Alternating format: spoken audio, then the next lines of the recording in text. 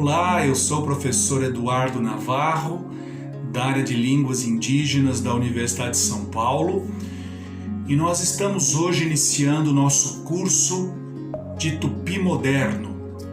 Na USP ele é chamado de Tupi 4, né? E nós vamos ensinar exatamente o Nhengatu, ou a língua geral da Amazônia, que recebe também o nome de Tupi Moderno. O curso então também é destinado aos alunos que estão vinculados à Casa da Palavra de Santo André, Prefeitura Municipal de Santo André, e nós vamos então utilizar para ministrar o nosso curso este livro, que não é vendido em livrarias, Curso de Língua Geral, Nhengatu ou Tupi Moderno. Este livro então vocês vão recebê-lo em PDF pela internet para que possam acompanhá-lo, certo? Ele traz então 13 lições e ele traz também exercícios que vocês deverão fazer semanalmente e vão poder corrigir acompanhando o gabarito que nós vamos deixar na internet em nossa página www.tupi.fefeleche.usp.br. Muito bem, então vamos falar um pouco da história dessa língua. Quando os portugueses chegaram ao Brasil no ano de 1500, lá na Bahia, falava-se no sul da Bahia, aonde os portugueses chegaram, uma língua que era praticamente a mesma em toda a costa do Brasil, falada então por centenas de quilômetros da costa brasileira. Melhor falar em milhares de quilômetros, na verdade, porque a costa brasileira é muito extensa. Pois bem, os portugueses então tiveram de aprender essa língua. Essa língua foi chamada no início de língua brasílica, língua da costa, certo? E foi aprendida pelos portugueses, foi falada por todos os colonos, inclusive pelos escravos africanos trazidos à força, né? Trazidos à força desde as primeiras décadas do século XVI. Pois é, essa língua então, aos poucos, vai sendo aprendida por todos os membros do sistema colonial brasileiro e vai lentamente se transformando. No século XVII ela já estava diferente. O que vai acontecer além disso? No século XVII, a colonização do Brasil vai se interiorizar. Nós vamos ter então a interiorização da Amazônia, a interiorização da colonização na Amazônia. A Amazônia então começa a ser povoada pelos portugueses a partir da fundação de Santa Maria de Belém do Grão-Pará, certo? Pará era o nome que os índios davam ao rio Amazonas. E a partir dali é que a língua tupi da costa foi se interiorizando, levada pelos missionários que vieram então em seguida, levada então pelos traficantes de escravos. Os escravos da Amazônia eram os escravos índios, e foi aí então que a língua foi se transformando, se tornando lentamente uma língua geral. Língua geral é uma língua que não é de um grupo indígena em especial. Se eu falar para vocês, língua chavante é do povo chavante. A língua Yanomami é do povo Yanomami. Agora a língua geral não é de nenhum povo indígena em especial, é de todos os membros do sistema colonial brasileiro. E na Amazônia então começa a se desenvolver a língua geral amazônica. Os missionários traziam das mais diferentes partes índios para os seus aldeamentos. Os missionários não iam às aldeias dos índios, eles traziam os índios para perto de si, para poder governá-los e convertê-los. Criavam então verdadeiras povoações de índios à beira dos rios. Não é? Então o que acontece? O que aconteceu? Aconteceu que então a língua passou a ser falada por índios de muitos grupos indígenas. E com isso ela foi se transformando.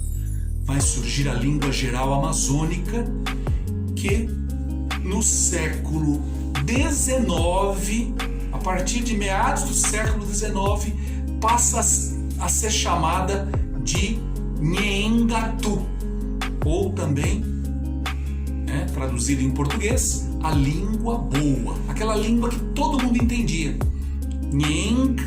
Nhengatu, a língua boa. É desse verbo que está em Nhengatu, né? Que vem a expressão ficar com nhen, ficar falando sem parar, né?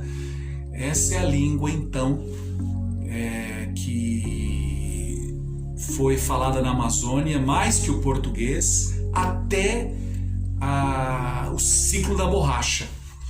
Quando chega o ciclo da borracha, quando a Amazônia passa a ter um produto importante para a economia mundial, certo? O látex extraído da seringueira transformava-se num produto de grande importância para a fabricação de pneumáticos. Quando aconteceu isso, milhares de nordestinos foram para a Amazônia. Nessa época começam a se desenvolver os vapores, desenvolvendo-se então os vapores, os navios movidos a vapor. E eles passavam então a fazer viagens pelos rios amazônicos em pouquíssimo tempo, levando então a língua para os mais longínquos lugares e também levando o português, não é verdade? Então isso vai fazer aos poucos com que a língua vá desaparecendo da Amazônia como um todo a partir da segunda metade do século XIX, certo? Muito bem, então nós temos aí uma língua que é chamada até hoje de Tupi moderno. É uma língua que vem do Tupi antigo, mas se transformou, tornou-se uma língua geral. Foi só essa língua geral que nós tivemos no Brasil? Não. Também tivemos uma outra importantíssima língua geral no sul do país, que surgiu a partir da capitania de São Vicente, depois província de São Paulo, depois o atual estado de São Paulo, certo? Essa língua geral do sul, a língua geral chamada de meridional ou paulista, ela foi levada para o interior do estado de São Paulo, o atual estado de São Paulo, para Minas Gerais, para o Paraná, Santa Catarina, Rio Grande do Sul, Mato Grosso do Sul, Goiás. Toda essa região foi influenciada pelos paulistas. Foram os paulistas que descobriram as Minas Gerais. Foram os paulistas que fundaram Curitiba. Foram os paulistas que chegaram primeiro a Santa Catarina.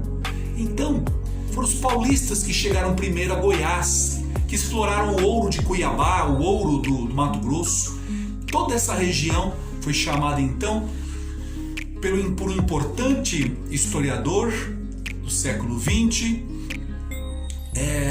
o historiador Ellis, foi chamada de Paulistânia. Paulistânia, então, foi essa região influenciada pelos paulistas, que primeiro iam em bandeiras para o interior, bandeiras que iam por terra, e depois iam pelos rios, as chamadas monções. As bandeiras que iam pelos rios chamavam-se então monções, certo? Então os paulistas tiveram um papel importante na formação da civilização brasileira. Mas vamos esquecer os paulistas agora e vamos falar da Amazônia. A língua geral amazônica foi então sendo falada em toda a região, à beira dos rios. Na Amazônia nós não temos grandes estradas, nós temos os rios como os caminhos naturais de transporte pela região. Então, ao longo dos rios, a língua geral foi se espalhando e foi então falada em quase toda a região, certo? Muito bem.